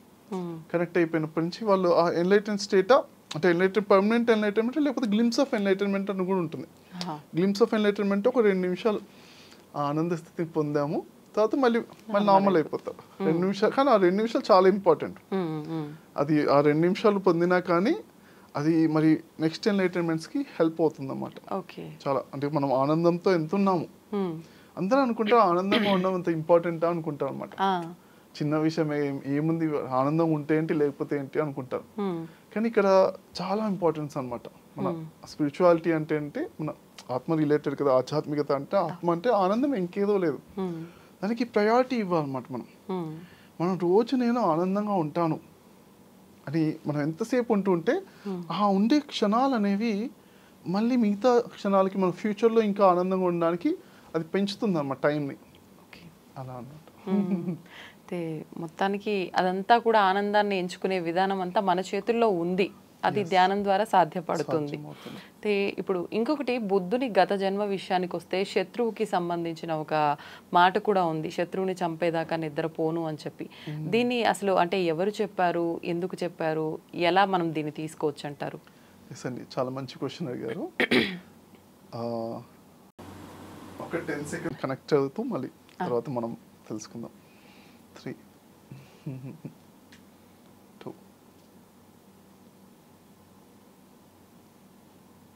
1 0. Very good. బుద్ధుడు ఒకానొక జన్మలో ఆయన అంటే 500 జన్మలు తన గత 500 జన్మని మీరు తెలుసుకోండి అని ఆయన చెప్పారు అన్నమాట శిష్యులకు. ఎందుకంటే నా గత జన్మలు ఎలా ఉన్నాయో తెలుసుకుంటే దాన్ని బట్టి మీరు నేను ఇంత గొప్పగా ఇలా ఎందుకున్నాను, ఎన్లైటెన్గా ఎందుకున్నాను మీకు అర్థమవుతుంది అని ఒక 500 జన్మలు ఇంపార్టెంట్గా చెప్పారన్నమాట. అందులో ఒక జన్మలో మరి బుద్ధుడు మరి తను ఒక 60 సంవత్సరాల వయసు వరకు జీవించిన తర్వాత 60 సంవత్సరాల తర్వాత తను మరి నేను సన్యాసం తీసుకుందాం అనుకున్న, పిల్లలందరూ సెటిల్ అయిపోయారు కదా అనేసి చెప్తాను అనమాట. వాళ్ళ భార్యకి చెప్తే వాళ్ళ భార్య అంటది నేను కూడా మీతోటే వస్తాను అంటది. అంటే సన్యాసం అంటే చాలా రూల్స్ అండ్ రెగ్యులేషన్స్ ఉంటాయి. మనము మరి కట్టుబట్టలతో అదే సన్యాసం డ్రెస్సుతోటి ఎన్నెన్నో చోట్ల తిరగాల్సి వస్తుంది. ఒక నైట్ ఒక చోట స్టే చేసాం, 3 రోజుల కన్నా ఎక్కువ స్టే చేయకూడదు అన్నమాట. 3 రాత్రుల కన్నా మారుతూనే ఉండాలి. అలా ఎన్నెన్నో రూల్స్ అండ్ రెగ్యులేషన్స్ ఉంటాయి. ఎందుకని ఆ సన్యాసం ఒక చోటు ఉంటే ఇక్కడ అటాచ్మెంట్స్ అయిపోయి అక్కడే ఇరుక్కుపోతారని అలా రూల్స్ పెట్టారనమాట. సన్యాస ధర్మ ప్రకారంగా అలా కొన్ని రూల్స్ ఉన్నాయన్నమాట. ఎలా అంటే స్పిరిచువల్ గా బాగా ఎదగడానికి కొన్ని రూల్స్ వాళ్ళు నేర్చుకుంటూ ఉన్నా, నేర్పిస్తున్నా, తిరుగుతూనే ఉండాలి, ఒక చోట ఉండకూడదు అనమాట. అలా అయ్యేసరికి ఇన్ని రూల్స్ ఉంటాయి అంటే అయినాక నేను మీతోటే ఉంటాను, ఎందుకంటే మీరు అలానే నిర్ణయం తీసుకుని ధర్మపత్నిగా ఉన్నాం అనుకున్నాను, నేను మిమ్మల్ని ఫాలో అవుతాను అని చెప్తున్నాను. సరే అనేసి అలా ఫాలో అవుతూ ఇద్దరు ధ్యానం చేసుకుంటూ ఇక్కడ అంతా తిరుగుతూ మెడిటేషన్ చేసుకుంటూ వెళ్తూ ఉంటారు. వెళ్తున్న క్రమంలో ఒకసారి ఒక అడవిలో ఉంటారు అనమాట. అడవిలో ఉన్నప్పుడు బుద్ధుడు ధ్యాన సాధనలో ఉంటాడు. ఆ జన్మలో బుద్ధుడు మరి ధ్యాన సాధన మెడిటేషన్ చేస్తున్నప్పుడు ఈమె అంటే బుద్ధుడు యొక్క సన్యాసం యొక్క డ్రెస్ ఉంటుంది కదా, ఆ డ్రెస్ చినిగిపోయిన దానికి ఆ సూదితో కుడుతున్న సమయం లోపల రాజు వేటకని వెళ్తూ అటువైపుగా వెళ్తూ చూస్తారన్నమాట. చూసినప్పుడు అరే ఇంత అందమైన ఆమె అడవిలో ఏం చేస్తుంది ఈ సన్యాసితోటి అనేసి, ఈ అందము ఎట్లాంటి అందం అంటే ఈమె రాణివాసంలో ఉండాల్సిన ఆవిడ. ఓకే, చక్కటి మన రాణి దగ్గర కానీ మన ఉద్యానవనాల్లో కానీ చక్కగా మంచి ప్లేస్లో ఉండాల్సిన ఆవిడ అడవిలో ఇంత కష్టాలు పడుతుంటే ఎందుకు నాకు నచ్చడం లేదు అనుకుంటాడు.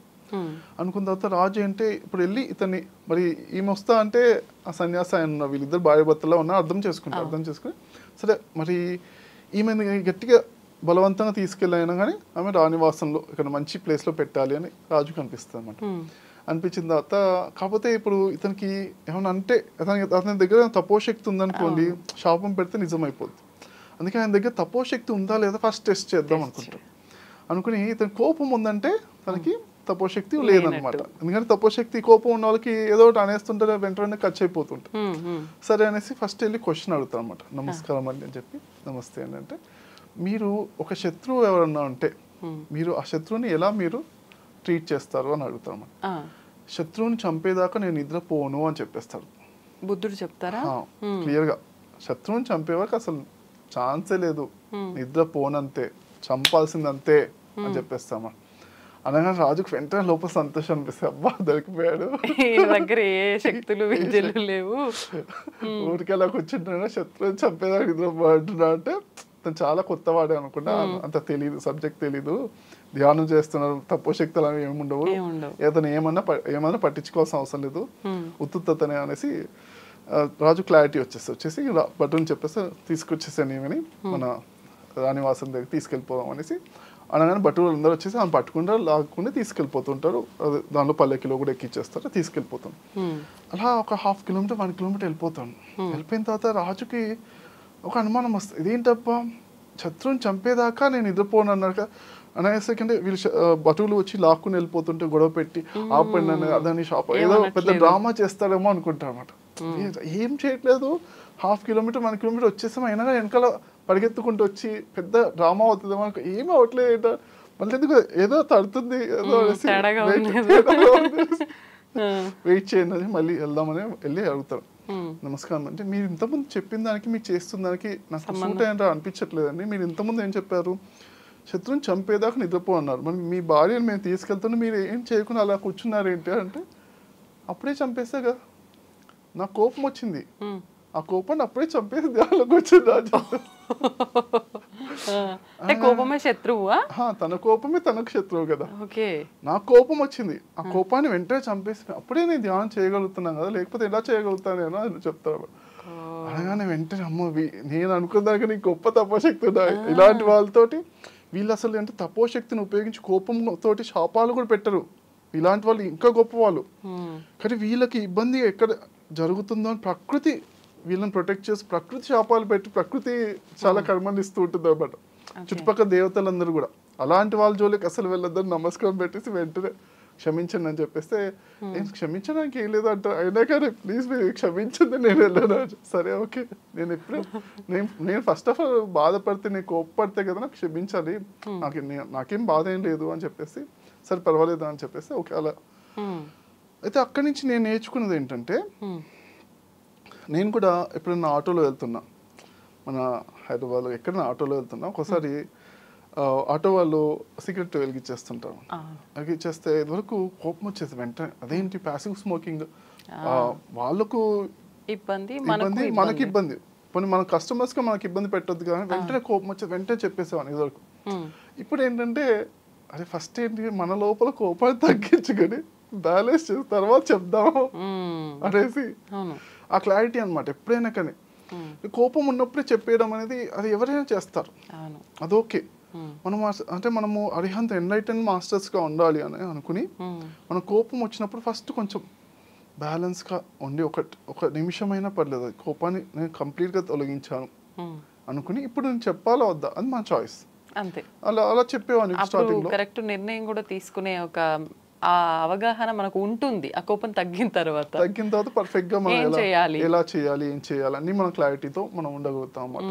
స్టార్టింగ్ లో కోపం తగ్గిన తర్వాత కూల్ గా బ్రదర్ మరి నాకు సిగరెట్ కొంచెం ఇబ్బందిగా అనిపిస్తుంది అని చెప్తే వాళ్ళు అవునా ఓకే ఓకే సార్ అని వాళ్ళు కూడా ఆపేస్తారు. చాలా చక్కగా ప్రేమతో ఆపేస్తున్నారు వాళ్ళు కూడా. కానీ ఏదో కోపంగా చెప్తే వాళ్ళు కూడా బాధపడుతూ ఆపేస్తున్నారు. అంటే ఆ డిఫరెన్స్ అనేది ఉందన్నమాట. తర్వాత నాకు కూడా వాళ్ళు సిగరెట్ తాగుతున్నా కానీ చాలా రేర్గానే, ఎప్పుడు ఉండదు. మనం ఒక 50 ఆటోలు వెళ్తే ఎవరో ఒకరు ఉంటారు. తర్వాత నేను వెళ్ళేదే ఒక 5-10 నిమిషాలు అనుకోండి. చిన్న ప్లేసెస్కి ఆటోలో వెళ్తుంటాం ఒకసారి, లేకపోతే క్యాబ్లో వెళ్తుంటాం కదా. 5-10 నిమిషాల గురించి వాడు ఆ సిగరెట్ కూడా 2-3 మినిట్స్ ఉంటుంది అంతే కదా. దాని గురించి మనము చెప్పాలా వద్దా అని కూడా, ఆటో అటు తిరుగుతుంది ఇటు తిరుగుతుంది మధ్యలో. అలా తిరిగినప్పుడు ఆ ఫ్రెష్ గాలి వస్తుంది, అప్పుడు గాలి పీల్చుకుని నాకు 1 మినిట్ గాలి ఆపే ప్రాక్టీస్ చేస్తుంటాను అనమాట. ఆ 1 మినిట్ గాలి ఆపితే అంటే అశ్వమేధ యాగంతో సమానమైన పుణ్యశక్తి వస్తుందని ఒక చోట నేను చదివాను అనమాట. చదివితే బాగుంది కదా అనేసి నాకు అది ఎప్పటి నుంచో ప్రాక్టీస్. మన అశ్వమేధ యాగం చేసేంత పుణ్యం వస్తుందంటే బెస్ట్ కదా అనేసి చిన్న టెక్నిక్స్ చెప్పారనమాట. మహావీరుడు కూడా కొన్ని టెక్నిక్స్ చెప్పారనమాట. వాళ్ళు ముఖ్యంగా జైనిజంలో కూడా ఫాస్టింగ్ ఎక్కువ చేస్తారు కదా. ఒక 3 గంటలు మనం తినకుండా ఉంటేనే కొంచెం పుణ్యం వస్తుంది అని చెప్తారు అనమాట. అలా కొన్ని మంచి పనులు ఉంటాయి. దాని ప్రకారంగా చూస్తూ అప్పుడప్పుడు ఇంప్లిమెంట్ చేస్తుంటారు అనమాట. సో ప్రతిసారి చెప్పాల్సిన అవసరం లేదు చిన్న ట్రావెల్ ఉన్నప్పుడు అనేసి మనం కూల్గా మనం హ్యాపీగా ఉండాలి. అది ఇంపార్టెంట్ అనమాట. మన జీవితంలో ఎందుకు ఉండాలి అసలు, ఎప్పుడు కూడా ప్రతి ఒక్కరు హ్యాపీగా ఉండాలనుకుంటారు. కానీ నేను నాతో కన్విన్స్ చేసేలా చెప్తాను అనమాట. ఏమండి నేను హ్యాపీగా ఉంటాను అండి, మా వైఫ్ వల్ల, మా ఆయన వల్ల, మా బాస్ వల్ల, వాళ్ళే నన్ను ఉండని అనండి. ఇక్కడ ఎంత క్లారిటీగా కన్విన్స్ చేస్తాను. నాతో వచ్చి అందరూ కన్విన్స్ చేయడానికి భలే ఇంటెలిజెంట్గా కన్విన్స్ చేస్తాను అనమాట. నేను అసలు ఆనంద స్వరూపుణ్ణే, కానీ అలా ఉందామని అనుకుంటున్నాను, కానీ అని చెప్పి రూల్స్ అండ్ రెగ్యులేషన్స్ అవన్నీ, నాకు ఈ ప్రాబ్లం వచ్చింది, ఆ ప్రాబ్లం వాడు అలా చేశాడు, నా దగ్గర డబ్బులు తీసుకున్నాడు, నేను ఇట్లా ఉంటానండి, మనుషుల తర్వాత ఎట్లా ఆ మాత్రం ఉండదా మనకు, ఉప్పుగా తింటున్నాం కదా మనకు అలా అంటూ ఎన్నో విధాలుగా కన్విన్స్ చేస్తాను అనమాట. ఎలా అన్హ్యాపీగా ఉండడానికి ఆ క్లారిటీతో నేను హ్యాపీగా ఎప్పుడు ఉంటానని క్లారిటీతో నిర్ణయం తీసుకుంటూ ఆ ముఖ్యంగా అంటే ఈ తపోశక్తులు అన్నీ కూడా నిలబడవండి. ఇప్పటి వరకు మనకు కోరికలు, కోపాలు, బాధలు, భయాలు, వీటిపైన పట్టు సాధించాం. ఒకరోజు నాకు మెడిటేషన్ నేర్పిస్తుంటాగా ఒక ఆయన చెప్పారనమాట. ఏమండి నేను మరి బయటికి వెళ్ళాను, వెళ్ళినప్పుడు రోడ్ క్రాస్ చేయాల్సి వచ్చింది, మార్కెట్కి వెళ్ళాల్సి వచ్చింది, నేను నా ఫ్రెండ్స్తో ఉన్నాను.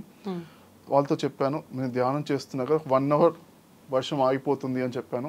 నిజంగా 1 అవర్ ఆగిపోయిందండి అని చెప్పాను అనమాట. అయితే ఇదే అనమాట, అంటే అదే మీ యొక్క తపోశక్తి యొక్క డబ్బులు లాంటివి, అది కూడా ఉపయోగించుకుంటే అప్పుడు ఆగదని కాదు, ఆగుతుంది. కాకపోతే మనం దేనికి వాడుతున్నాము, ఎంత పెద్ద తపోశక్తిని ఎంత చిన్న విషయాలకు వాడుతున్నారు అది చూసుకుని మనం అనవసరమైన కోరికలకి కాకుండా కొంచెం లోక కళ్యాణమైన కోరికల గురించి అయితే ఓకే, అందులో మన తపోశక్తి పెట్టినా అది ఒక ఇన్వెస్ట్మెంట్ లాగా మనకు బెనిఫిట్ వస్తుంది. అంతేకాని స్వార్థపూర్వకమైన కోరికల పైన కానీ లేకపోతే ఇవన్నీ కూడా చక్కగా చూసుకోవాలన్నమాట. కోపాల పైన కానీ, కోపము ఎంతో తపశక్తి వచ్చిందో ఒకరి మీద కోపం వచ్చేసి ఏదో అనేస్తారు అంతే, ఆ తపోశక్తి అంతా వాళ్ళకి శాప రూపంలో వాడి వైపు పోతుంది కదా, నష్టపడుతుంది. అది ఎట్లయినా వాడి కర్మ ఎలాగో వాడు అనుభవిస్తారు, కానీ మనం ఇంటర్ఫియర్ చేయాల్సిన అవసరం లేదన్నమాట. ఈ కలికాలంలో అంటే ఇదివరకు అంటే మనము రాముడి కన్నా ముందు కాలంలో త్రేతాయుగము ఆ టైం లోపల, ఆ ముందు కాలం లోపల అంటే ఈ శాస్త్రాలు అంటే ధర్మము, లా, కోర్టు ఇలాంటివన్నీ కూడా అప్పుడప్పుడే ఫామ్ అవుతున్నాయి చక్కగా. రాముడు బాగా ఫామ్ చేశాడు, కానీ అంతకుముందు ఏంటంటే శాపం ద్వారానే వినేవాళ్ళు అనమాట. ఎంతో తపోశక్తి వాళ్ళు శాపం పెడితే ఇలా చేయొద్దు ఇలా చేయొద్దు వాళ్ళకి అర్థమయ్యేది. కానీ ఇప్పుడు అవసరం లేదన్నమాట, ఆ టెక్నాలజీ అనేది మారిపోయింది. కోర్ట్స్ అవన్నీ సిస్టమ్ పోలీస్ అన్ని వచ్చేసాయి కాబట్టి మనము అవసరం లేదన్నమాట. అలా ఇవన్నీ తప్పించుకున్నా భగవంతుడి దగ్గర తప్పించుకోలేము. కరెక్ట్ కదా. అయితే ఇప్పుడు ఎవరికి తెలిసిన విధంగా వాళ్ళు కర్మఫలాన్ని గురించి మాట్లాడుతున్నారు. అసలు బుద్ధుడు ఏం చెప్పాడు కర్మఫలం గురించి? ఒక 10 seconds మెడిటేషన్ చేసి మనం కనెక్ట్ అవుతున్నాం ఆ బుద్ధుడి యొక్క ధ్యానానికి కనెక్ట్ అవుతూ అనంతమైన ఆ జ్ఞానానికి కనెక్ట్ అవుతా 10 seconds 3 2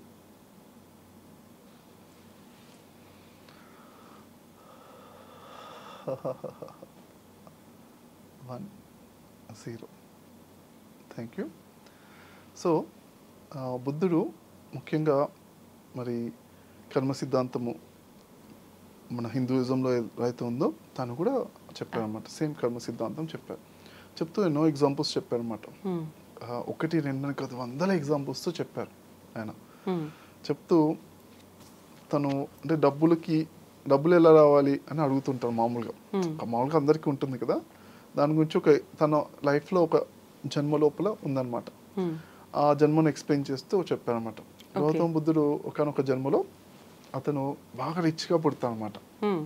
రిచ్గా పుట్టిన తర్వాత బాగా రిచ్గా ఉన్నాడు కదా, సంపాదనతో బాగా హ్యాపీగా జరుగుతుంది కదా. తను అంటే అప్పుడప్పుడు టైంపాస్కి వెళ్ళి ఒక 1 hour స్పీచెస్ ఇస్తూ ఉంటాడు అనమాట. స్పీచెస్ ఇస్తున్నప్పుడు అన్ని స్పీచెస్ ఇస్తూ లాస్ట్లో ఒక సెంటెన్స్ ఒక పోయం లాగా చెప్తారనమాట. అన్ని స్పీచెస్ మామూలుగా అక్కడ లోకల్ లాంగ్వేజ్లో మాట్లాడతారు. ఒక పోయం లాగా కొంచెం అది సంస్కృతంలా కొంచెం అర్థం కానట్టు ఒక పోయం చెప్తూ ఉంటారు అనమాట. అయితే అన్నీ అర్థమవుతుంది. లాస్ట్లో పోయం ఏంటో ఏదో చెప్పేసి ఏం చేసేస్తున్నా అని ఎవరంత పట్టించుకోరు. ఒకరోజు వాళ్ళ ఆవిడ అడుగుతుంది అనమాట, ఏంటండి మీరు ఏదో పోయం చెప్తున్నారు, దాని మీనింగ్ ఏంటని అడుగుతుంది అనమాట. అయితే చెప్తాను అనమాట, అబ్బా నేనంటే తను అంటే అప్పుడు ఆ కాలంలో అంటే కొన్ని ఆచారాలు అవన్నీ ప్రకారం అంటే ఎప్పుడైనా సొంత డబ్బా కొట్టుకోవద్దు అన్నట్టుగా నా గురించి అంటే అడిగందే చెప్పొద్దు అన్నట్టుగా నాకు ఒక జన్మ నేను అంటే తెలుసుకున్నాను. నేను అప్పుడప్పుడు ధ్యానం చేస్తుంటాను కదా, దానివల్ల ఆ ధ్యానం లోపల గత జన్మలు కనిపిస్తున్నాయి. నాకు ఒక జన్మ నాకు తెలిసింది. ఆ జన్మలో ఏం చేశానంటే మరి నాకు చాలా ఆకలిగా ఉండి మరి నాకు ఒక రొట్టె దొరికినప్పుడు అప్పుడు ఒక ఆయన వచ్చాడు, ఒక చక్కటి మరి సన్యాసి వచ్చారు అన్నమాట. చక్కటి ధ్యానం చేస్తున్న ఒక స్పిరిచువల్ పర్సన్ వచ్చినప్పుడు అతను అడిగాడు, భిక్షాందేహిని అడిగినప్పుడు నాకున్న ఒకనొక రొట్టెని కూడా నేను ఇచ్చేసాను. ఆ పుణ్యఫలం వల్ల ఇప్పుడు నేను ఇంత ధనవంతుడిగా ఉండి ఇంత చక్కగా ఎంజాయ్ చేస్తున్నాను. అది నాకు నా జన్మలో క్లియర్గా చూసుకున్నాను అని చెప్తా అనమాట. అలా కర్మ అనేది అలా రిపీట్ అవుతూ అంటే చక్కగా మనం చేసినవన్నీ కూడా మనకు వస్తుంటాయి. ముఖ్యంగా చనిపోయే వాళ్ళకు అతి గొప్ప శక్తి ఏంటి అంటే మనం చేసిన దానమే ఆ చనిపోయిన తర్వాత మనకు ఎన్నో లోకాల లోపల ఆ శక్తి అనేది యూస్ఫుల్ ఉంటుంది అన్నమాట. మనం ఎక్కడైతే ఇక్కడ ఎర్నింగ్ ఎలా చేస్తున్నామో అలానే మనం చేసే దానాలన్నీ కూడా వేరే లోకాలకు వెళ్ళినప్పుడు అలా ఎర్నింగ్ లాంటివి అనమాట. అలా చెప్పారు. ఓకే, ఇది కర్మ సిద్ధాంతం చెప్పినా కానీ ఆయన ఒకటి క్లారిటీగా చెప్పింది అంటే 3 రకాల కర్మలు ఉన్నాయని చెప్పారు అనమాట. పాపకర్మలు, పుణ్యకర్మలు, కుశల కర్మలు అన్నాడు. అని ముక్తి కర్మలు అనమాట. అంటే ఏంటి, ఇది పాపము చేసినప్పుడు నెగిటివ్ కర్మలు చేస్తే నెగిటివ్ సిచ్యువేషన్స్ వస్తున్నాయి. పుణ్యకర్మలు చేసినప్పుడు బాగా మరి మనం మల్టిప్లై అవుతున్నాం, గొప్ప వాళ్ళం అవుతున్నాం, చాలా చక్కటి లాభాలు వస్తున్నాయి, భోగ జీవితం అనమాట, మనీ ఇలాంటివి వస్తున్నాయి. ఇవి రెండు ఉన్నాయి. కాకపోతే ఏంటే ఇవి రెండు కూడా మన సంఖ్యలు లాంటివే. ఎలా అయితే సంఖ్యలు పెడితే మనకి ఎక్కువ ఫ్రీడమ్ ఉండదో, బంధించినట్టే ఉంటుందో, మరి పుణ్యకర్మలు కూడా బంగారు సంఖ్యలు లాంటివి. ముఖ్యంగా మనకి కావాల్సింది అంటే కుశల కర్మలు, ముక్తి కర్మలు అంటే మెడిటేషన్ రిలేటెడ్ కానీ మన ధ్యాన సాధన లేకపోతే ఆధ్యాత్మిక సాధన, ఆత్మ అంటే ఆనందానికి సంబంధించిన కానీ రీసెర్చ్ చేయాలి. ఈ ట్రైన్ యువర్ మైండ్ అంటే ఏంటంటే మనం మైండ్ని పట్టులో సాధిస్తే, మనం ఎవరైతే మైండ్ని పట్టు సాధించారో వాళ్ళు ప్రపంచాన్ని పట్టులో సాధించినట్టు అనేది ఆయన చెప్తూ ఇక్కడ చెప్తారన్నమాట. అన్ని దానాల లోపల సబ్బదానం దమ్మదానం జీనాతి అని ఒక సెంటెన్స్ చెప్పారన్నమాట. అన్ని దానాల లోపల సబ్బదానం అంటే అన్ని దానాల లోపల ధర్మదానం, దమ్మదానం అంటే ధర్మానికి సంబంధించిన దానము, జినాతి అది గొప్పగా మరి నిలుస్తుంది. అది ధర్మదానం అంటే జ్ఞానాన్ని బోధించడం, జ్ఞానాన్ని, ధర్మము అంటే ఏది మంచి ఏది చెడు అంటే మెడిటేషన్ రిలేటెడ్ స్పిరిచువాలిటీకి సంబంధించిన అనమాట. ఇలా ఇది హైయెస్ట్ అని చెప్పారు అనమాట. ఈ విధంగా మనము ఏంటంటే మరి ఈ ముక్తి గురించి మాట్లాడడం అనేది గొప్ప విషయం. మనం ఏంటే నేను కూడా చిన్న సమయంలో చిన్న ఏజ్లోనే 3rd క్లాస్ 4th క్లాస్లో పుస్తకంలో చదివాను అనమాట. మానవ జీవితంలో సర్వోత్కృష్టమైనది ముక్తి పొందడం అని చదివాను. ఓకే. అది ఎప్పుడైతే చదివానో అంటే దానిపైనే ఫోకస్ ఉంది ఫస్ట్ నుంచి కూడా. అలా ఫోకస్గా ఉండము, దాని గురించి మాట్లాడము, దాని గురించి మనము డిస్కస్ చేయడము, మనము అంటే మన డైలీ లైఫ్లో ఎన్నిసార్లు బాధపడుతున్నాం, ఆ బాధపడేది మనం ఏ విధంగా అవాయిడ్ చేయొచ్చా, అంటే ఇంకా ఏమైనా బెటర్గా ఉండొచ్చా, ప్రతిసారి బాధపడితేనే పనులు చేయాలా, ఓకే ఆ బాధపడకుండా కూడా ఏమైనా చేయొచ్చా, ప్రతిసారి కోప్పడాలా.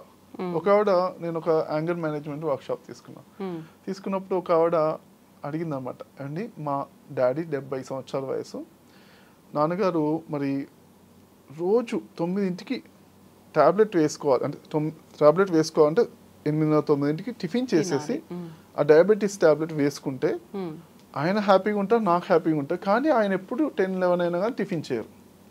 నేను ఆయన తిడుతున్నా, అది కూడా 5 years నుంచి తిడుతూనే ఉన్నా. ఆయన మాత్రం టైంకి తినట్లేదండి. నేను ఎట్లా నా మీ కోపాన్ని జయించాలంటే ఎట్లా ఉండాలండి, ఆయన తినకపోతే అన్నాడు. మీరు ఆల్రెడీ 5 years తిడుతున్నారు, కోపానికి అర్థం ఉందేమో అనిపిస్తుంది. అదే కదా నేను అడిగాను, మరి 5 years తిడుతుంటే మరి ఆయన మారారా? లేదు. పోనీ మీకు లాభం ఏమైనా వస్తే మీరు తిట్టారు కాబట్టి లాభం ఉందంటే ఓకే మంచిది. లాభం లేనప్పుడు ఎందుకు తిడుతున్నారు అండి? ఇప్పుడు తన కోపమే తనకు శత్రువు అంటారు కదా. ఇప్పుడు మీ పాపాలే మీ రోగాలు అంటే నమ్ముతారు నమ్మరు, కానీ మీ కోపాలే మీ రోగాలని నమ్ముతారు కదా. అవును, మన కోపమే మనకు వచ్చింది, అనవసరమైన రోగాలు వస్తున్నాయి, హెల్త్ ప్రాబ్లమ్ అన్ని ఖరాబ్ అవుతున్నాయి కదా. ఆయన ఆల్రెడీ ఖరాబ్ అయ్యింది, మీరు ఎందుకు ఖరాబ్ చేసుకుంటున్నారు? ఓకే మీ ఇష్టం. ఓకే మీరు ఇప్పుడు 5 years అయింది, ఆయన ఇంకో 30 years బతుకుతారు అనుకుందాం. 30 years ఇలానే తిట్టి మీ ఆరోగ్యం ఖరాబ్ చేసుకుంటారా, లేకపోతే మీరు హ్యాపీగా ఉండేట్టుగా ఏదో ఒకటి ఏం చేస్తారో మీరే ఆలోచించండి. సొల్యూషన్ నేను ఇవ్వట్లేదు, మీరు కూడా మెదడుకు పదును పెట్టండి అని చెప్పాము. అంటే నెక్స్ట్ రోజు అంటే సాటర్డే సండే వర్క్షాప్ అనమాట, జస్ట్ ఈవినింగ్ 1 hour జూమ్లో. నెక్స్ట్ సండే కదా, మార్నింగ్ వాళ్ళ డాడీతో మాట్లాడిందంట, చెప్తుందన్నమాట. నెక్స్ట్ సండే ఈవినింగ్లో చెప్పేస్తుంది, నాన్నగారితో మాట్లాడినదండి, నేను ఇప్పటి నుంచి నాన్న మేము కోపంగా తిట్టడం గొడవ చేయను, చెప్పా అంటే ప్రేమతోనే చెప్తాను నాన్న. మనం ఉన్నదే కొన్ని రోజులు హ్యాపీగా భూమి మీద, జీవితం చిన్న జీవితం, ప్రేమతోటే మాట్లాడుకుందాం. నువ్వు ఆ ప్రేమతోనే ఉండి టైంకి వేసుకుంటే హ్యాపీ, లేకుండా కానీ నేను ఇంకా ప్రేమతోనే చెప్తాను నాన్న. ఎందుకంటే కోపంతో అవ్వట్లేదు, పని అయితే పని, కోపంతో చెప్పి పని అయిపోయింది, హ్యాపీ. రోజు అదే కోపం ఎందుకండి, కొంచెం ఆలోచించండి అనేసరికి ఆమె చెప్పేసి క్లారిటీతో చెప్పేసేది. అలా మనకేంటే రిపీటెడ్ బాధలు ఉంటాయి, రోజు రిపీటెడ్ కోపం ఉంటాయి. ఇవి కొంచెం ఆలోచించాలన్నమాట. అరే ఇది రిపీట్ అవుతుంది, ఇదే రిపీట్ కాకుండా చూసుకోవాలి, కొంచెం చేసుకుంటే అదే ముక్తి, ఆనందకరమైన జీవితం, ముక్తి జీవితం అన్నమాట. ముఖ్యంగా నేను గమనించింది అంటే రిపీటెడ్ ప్యాటర్న్స్ ఉంటాయి అన్నమాట. ప్యాటర్న్స్ గమనించుకుని దానిపైన వర్క్ చేయాలి. నేను పొద్దున్న లేవగానే నేను అంటా అనమాట, పిల్లలైనా మనుషులు ఎవరైనా కానీ పొద్దున్న లేవగానే మొదటి అరగంట మీరు ఎలా ఉన్నారు, ఆ అరగంట మీ రోజంతా డిసైడ్ చేస్తుంది. ఓకే, ఇప్పుడు మొదటి అరగంట మనం చికాగ్గా కోపంగా, అబ్బా నాకు నిద్ర పట్టలేదు, లేకపోతే నాకు ఈ టైంలోకి ఎందుకు లేపారు, తప్పనిసరిగా జాబ్కి వెళ్ళాలా, అలాంటి ఆలోచనతో లేస్తే దానికి తగ్గట్టుగా రోజంతా అలానే ఉంటుంది కదా, ఎఫెక్ట్ చేస్తుంది కదా. మరి ఒక రోజంతా ఎఫెక్ట్ అయితే జీవితం అంతా అలానే ఉంటుంది కదా, అలాంటి రోజులే ఉంటాయి కదా. అందుకే మొదటి హాఫ్ అన్ అవర్ చాలా ఇంపార్టెంట్ అనమాట, చాలా దివ్యమైన హాఫ్ అన్ అవర్. అందుకే ఏంటంటే పిల్లల్ని కూడా చాలామంది తల్లులు ముఖ్యంగా వాళ్ళు కూడా మంచి వాళ్ళే, అందరూ మంచి వాళ్ళే కదా. ఫస్ట్ మంచిగా చెప్తాను, నాన్న టైం అయింది నాన్న, 7ంటికి నువ్వు లేవాలి, 9ంటికి స్కూల్కి వెళ్ళాలంటే 7ంటికి లేవాలి నాన్న, టైం అయింది అంటారు. మంచిగా చెప్తే పిల్లలు ఆ టైంలో డీప్లో లేవబుద్ది కదా వరకు. మళ్ళీ నన్ను అమ్మ ఒక 5 నిమిషాలు అంటే 5 నిమిషాలు ఇస్తారు ఒక్కోసారి, తర్వాత చెప్తారు, గట్టిగా తిడతారు, ఇక తిట్టి లేపాల్సి వస్తుంది. మనకి 7:30కి బాగా బయట పూజ అన్నట్టు ఫుల్గా తిట్టడం కొట్టడం చేసి లేపాల్సి వస్తుంది. వాళ్ళు కూడా చికాకుతో లేచి రెడీ అవుతారు. అంతా వాళ్ళ మనసులు కూడా చాలా గందరగోళంగా, అన్యమస్తకంగా, అనీజినెస్తో, ఇవన్నీ ఈ ఇవన్నీ స్కూళ్ళ పైన, కాలేజీల పైన, అన్ని పైన తిట్టుకుంటూ, ఈ స్కూలు అంటే పేలిపోతే బాగుండదు, టీచర్లు అందరు రాకపోతే బాగుండదు. ఎంతో మంది ఫస్ట్ మా టీచర్ హెల్త్ ప్రాబ్లమ్ వచ్చి ఏదో మొత్తం కాలేజ్ ఎన్నోసార్లు మామూలుగా కామన్ అది, ఎంతో ప్రే చేస్తూ భగవంతుని ఎంతో ప్రే చేస్తుంటారు అందరు పిల్లలు. మరి ఇలాంటి సిచ్యువేషన్స్ ని బీట్ చేయడానికి ఎలా మార్చాలి అనేది కొంచెం ఆలోచించాలన్నమాట. నేను ఒక టెక్నాలజీ చెప్పాను. నేను ఫస్ట్ ఆఫ్ ఆల్ ఉపయోగించే టెక్నాలజీ అంటే, నేను మొదట లేవగానే కూర్చుంటాను, హాఫ్ అన్ అవర్లో కూర్చుని ఆలోచన రహిత స్థితిలో కానీ చక్కగా, అంటే మనం ధ్యానం అంటే ఇంకేదో కాదు, మనల్ని మనం ఆనందంగా ఉంచుకునే విద్యనే ధ్యానం. ఓకే, మనం ఒక హాఫ్ అన్ అవర్ ఎంత ఆనందంగా ఉండగలుగుతాం అది ప్రాక్టీస్ చేయాలన్నమాట. అంటే మనము హ్యాపీయెస్ట్ మూమెంట్స్ గుర్తెచ్చుకుని హ్యాపీగా ఉండగలుగుతాం కదా, అది ఓకే, దాంతో స్టార్ట్ చేయొచ్చు. బట్ అవి కొంచెం ప్రాక్టీస్ చేస్తుంటే గుర్తుకు తెచ్చుకోకుండా కూడా హ్యాపీగా డైరెక్ట్గా థాట్లెస్ స్టేజ్లో అలా ఉండడం చేసేది అది ధ్యానం, హైయెస్ట్ అనమాట. మన ఆలోచనతో మన విజువలైజేషన్స్తో చేస్తే అది ఓకే, కొంత పవర్. అవి కూడా దాటిపోయి చేస్తే ఇంకా హైయెస్ట్ అన్నమాట. నిజంగా ఆత్మ లోపల ఉన్న ఆనందం కనెక్ట్ అవుతాం అన్నమాట. అది ధ్యానం అంటే.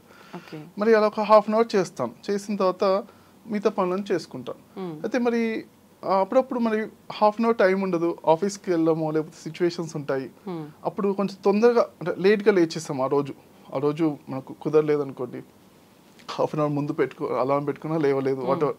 అప్పుడు ఏంటంటే మొదటి హాఫ్ అన్ అవర్ నేను చాలా నిదానంగా, చాలా కూల్, శాంతిపూర్వకంగా, ఆనందపూర్వకంగా బ్రష్ చేసుకున్నప్పుడు వీలైతే ఆలోచన లేకుండా ఉంటే అదొక శక్తి ఎక్కువ ఉంటుంది అన్నమాట, డిఫరెన్స్ ఉంటుంది. ట్రై చేస్తూ ఉండాలి ఈ బ్రష్ చేసే అంతసేపు.